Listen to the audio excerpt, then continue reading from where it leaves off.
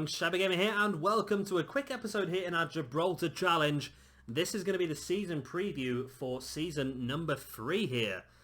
Now, we've done a couple of bits and bobs. I'm just going to alert you to this bit here first. As you can see, there's been a massive increase. Now, you will have noticed in the last couple of episodes that we have been in the Champions League. And I was a little bit surprised because I didn't realise we were going to get such a lot of money from it. We got £12,000 from a TV deal against the match against Malmo, and I was expecting that was going to be all the money we'd make. I was pretty happy with that 12 grand, to tell the truth. And then all of a sudden we got knocked out, and we got given nearly £500,000 in prize money, which was massive. Which has now taken us. Of course, we were in the red for quite a lot of last season, so that's now taken us back into the white, and we might have some money to play around with now as well. Right, so first things first in this preview, I'm going to show you the transfers we have made. It's always the most fun place to start. You can see we've only made 4. These are all the players we've got rid of. Some names you probably don't recognise too much. Of course, Chima played quite a bit for us, but he is now gone. Jean Carlos Garcia, a player we brought on a free transfer last season as a right back. He disappeared, didn't get a lot of football. A few loans as well for some of our younger players, which is pretty good. And then a few younger players that weren't going to really make anything of themselves. So not a lot to tell you about in there really. But players coming in. Now I'm going to work from top to bottom because the most impressive two at the bottom, I think, really. Here is Sam Rogers, the first one. Good potential. As you can see, I think he's going to be a very good rating for the senior team. Looks like a decent player, attacking midfield. We're going to drop him down into the reserves for now. He might get a little bit of football in the near future, who knows. But he only played 1 game so far in his entire career for St. Joseph's. Got a 6.5 in that one. But I think he's going to have a good future ahead of him. So we brought him in. Next is Steve Foster, another good player. We brought him in from Lincoln Red Imps. He played 8 games last season and got 2 goals. But stats-wise, you can see he does look pretty good. He's got some good passing on him, good technique, and a few of these other stats are quite high as well. He's got 9 there. He's got a couple of 8s, a 9 in flair. He's got a 10 in vision. His work rate's going up. Determination's 16, very good. His physical stats are going up, and once again, he's got some good potential as well. So that's the main reason we brought them to. So those two are more future players. These next two are more players we can use straight away. So the first one is John McDonald, a player who, as you can see, has 9 caps for the Gibraltarian national side. He's been doing really well for the national side as well. As you can see, his stats are doing very well. They're all going up, and he's a pretty good player to start with as well. He was very good last season. He played 24 games last year. 2 goals, 3 assists, 1 player of the match. I think we can get more than that out of him though. And even in the first season he played 18 games, 1 goal, 3 assists. I think we're going to get a lot more out of him. So far he has played a couple of games in the Champions League. Played 2 games, scored a goal as well. Average rating of 6.4, so he's not been too bad for us, but I think there's still a lot more to come from John McDonald. And then another very good player with 12 caps for the Gibraltar national side already, Stuart Conroy. Again, a very good player. I think he came through their academy in the first season as well. He's played 27 games, 2 goals for Lincoln Red Imps. And of course he's been playing in the Champions League for us as well. Looks like a very good player, someone we're really going to be able to get a lot of use out of. Really good defensive midfielder, 14 tackling, 12 passing. Good heading as well, bravery is really good. Positioning, teamwork, work rate. All the stats you'd want for a defensive midfielder this guy has got, so he is going to be a very good player for us. And because of these transfers, we've had to make some slight changes in tactics. Now, I've set up 3 different formations this season. I realised last year that we were getting caught out quite a lot and I couldn't figure out why.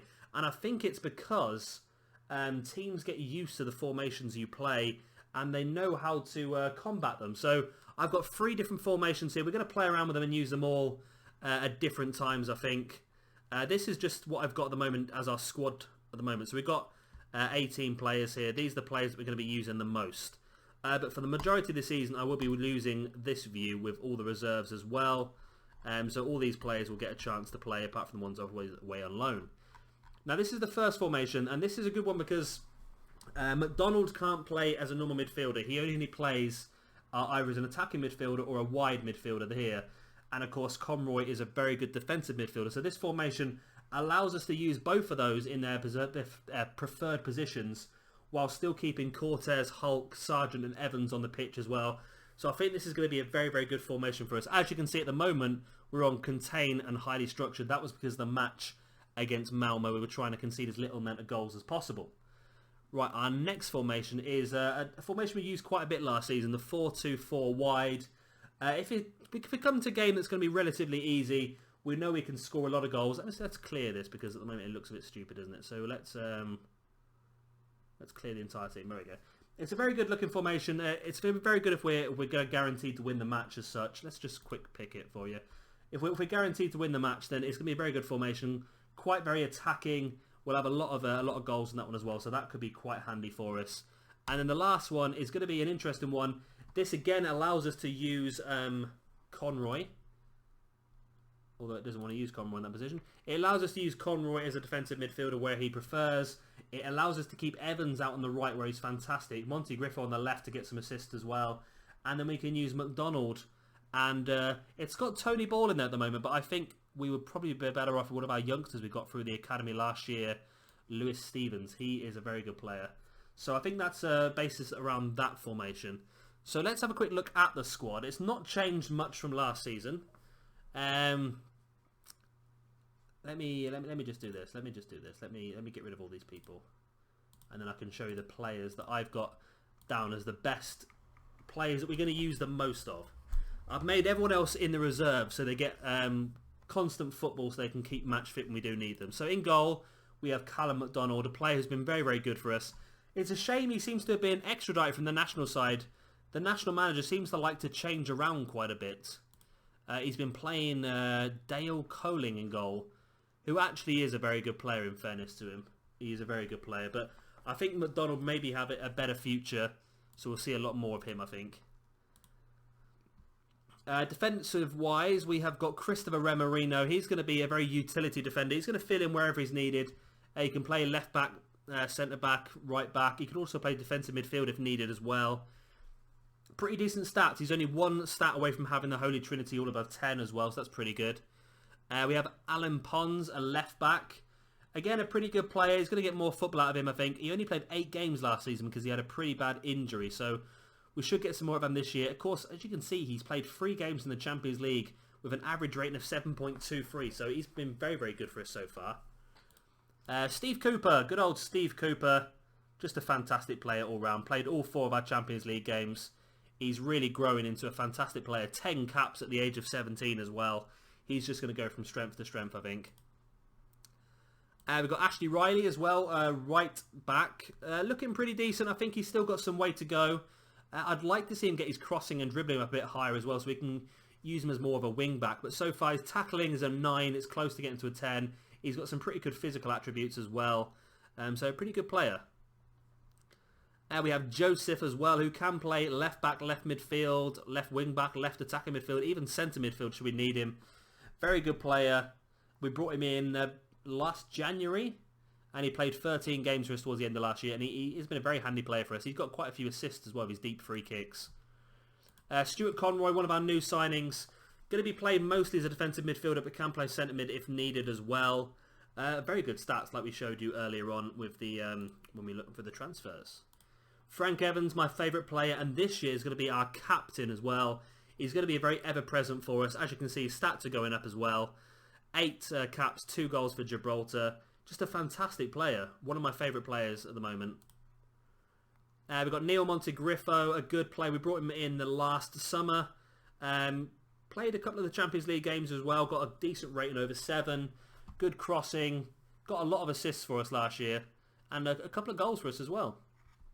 Tristan Sargent, who absolutely dominated with all of the awards last year. He won the Fans Player of the Year, he won the Young Player of the Year, he won Goal of the Year, and I think he won something else as well.